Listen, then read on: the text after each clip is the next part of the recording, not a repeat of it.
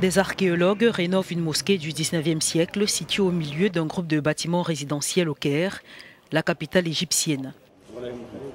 La restauration de la mosquée Amir al-Maridani, dans le district d'El Dab El Amar au Caire, se heurte à plusieurs problèmes liés aux eaux souterraines et usées, selon le ministre des Antiquités Khaled Al-Anani. La restauration de ce joyau, qui doit en principe être achevée d'ici fin 2020, concerne l'aile est de la mosquée. Les antiquités islamiques sont situées au milieu d'immeubles résidentiels. C'est à la fois un avantage et un inconvénient.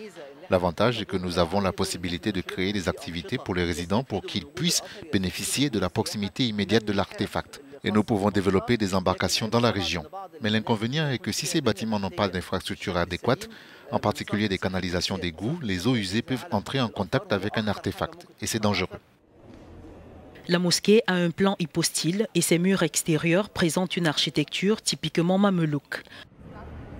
Au moment de sa construction, c'était l'une des mosquées les plus décorées du Caire, marquée par le premier minaret entièrement octogonal et le grand dôme. La mosquée remonte au XIVe siècle et sa dernière rénovation complète remonte à la fin du XIXe siècle. Donc, il y a plus de 120 ans. Nous savons tous ce que nous avons lu dans les journaux à propos de la mosquée et sur ses mauvaises conditions.